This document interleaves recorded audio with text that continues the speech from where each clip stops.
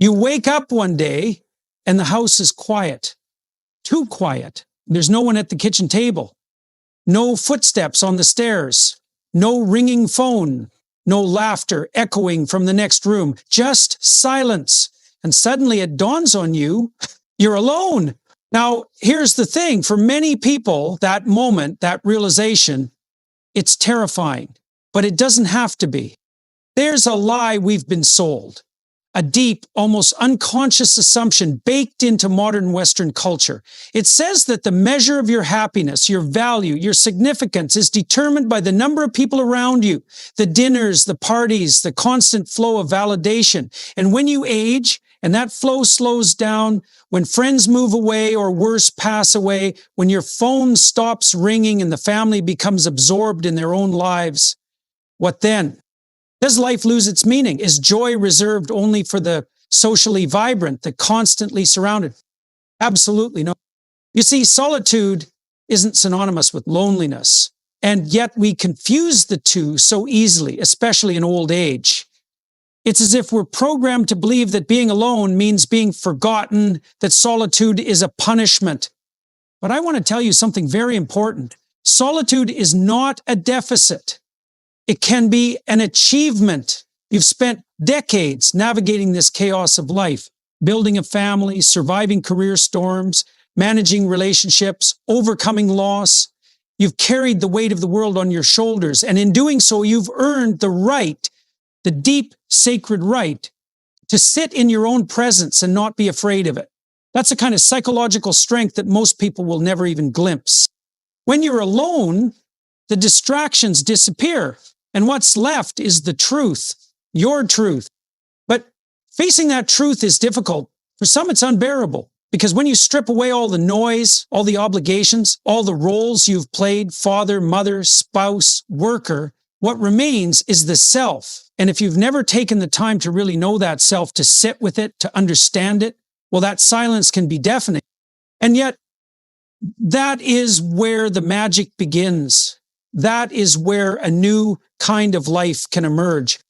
I want to tell you about a woman I met years ago. Her name was Elaine. She was 78, widowed, her children grown and moved across the country. She lived alone in a small house filled with old books and a garden she tended with obsessive care. People assumed she was lonely. They pitied her.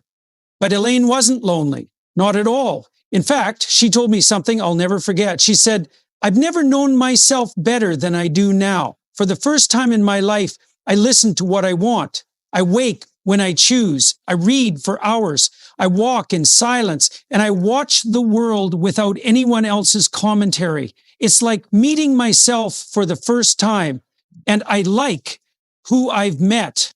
That hit me hard, because here was someone who had every reason to feel alone, and yet she'd found a kind of internal friendship, a kind of sacred solitude that most of us never attain because we're too busy avoiding ourselves. You see, we're social creatures, yes, but we're also individual ones. There's a line to walk there. And in old age, that balance shifts. You're not surrounded by people every day. You're not pulled in 100 directions. And so the task becomes this. Can you be your own companion? Can you entertain your own mind? Can you confront the unfiltered truth of your existence and still say, "This is good"? That's not isolation. That's mastery.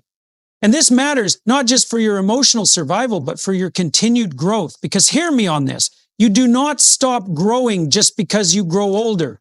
That's another lie. In fact, if you're willing, you can grow more in the final decades of your life than you did in all the years that came before. But it takes courage, deep, quiet courage. It takes choosing to fill your solitude with things that feed your spirit, not with mindless distraction, not with bitterness or regret, but with something higher, something noble. You start learning again. You pick up a paintbrush. You write. You study philosophy. You take long walks. And you notice things, the trees, the sky, the patterns of light on your wall. You talk to yourself kindly. You reach out to people, not because you fear being alone, but because you have something to share, something to give from the richness of your solitude. And don't underestimate the power of small social moments. You don't need a dozen friends and constant activity. One meaningful conversation a day, even once a week, can light up your mind for days. A nod to a stranger, a chat with a neighbor, a handwritten letter sent across the country. These aren't trivial. These are the threads that keep you connected not just to others, but to the world. At the core, the center of it all has to be your relationship with yourself. That is the final frontier of psychological development, and most people never reach it. If you're older and you're watching this and you feel that aching sense of emptiness when you sit alone, I want you to try something. Instead of escaping it, lean into it. Ask yourself, what am I afraid of? What is this discomfort telling me? And then listen. Don't distract yourself. Don't immediately flip on the TV or scroll endlessly on your phone. Just sit, breathe, be. What you'll discover, if you're brave, is that beneath that fear is potential. Beneath the silence is depth. There's a vast internal world inside you that you probably only scratched the surface of. And to the young ones watching this, do not pity the elderly who live alone. Do not assume their silence is suffering, because some of them, many of them, have reached a level of psychological peace that you haven't even imagined. And you do well to learn from them. Now, that doesn't mean you don't seek connection. Of course you do. Human beings are wired for it. But let the connection come from fullness, not desperation. From a desire to give, not a craving to be rescued from yourself. One of the greatest tragedies of modern life is the way we isolate the elderly, not physically, but emotionally. We treat them as if their time is up, as if their wisdom is obsolete, as if their solitude is a disease, but it's not. It's an opportunity. There's something sacred about old age, something raw and real, and you won't find it in social media feeds or crowded parties. You'll find it in the quiet moments, in the long afternoons, in the memories that rise unbidden and teach you something new every time. Living joyfully alone doesn't mean giving up on people. It means you no longer depend on them for your sense of self. It means you've forged an internal structure so stable, so grounded, that even in the absence of others, you are not diminished. It means you can walk through your own home in silence and feel at peace.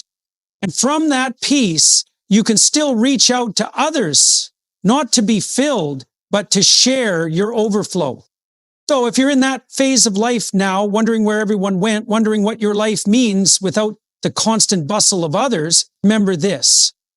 Your value is not determined by how many people surround you. Your value is determined by the richness of your inner world. That world can be cultivated. It can be tended like a garden. And every day alone is a chance to plant something new, to nourish something deep. You are not broken because you are alone.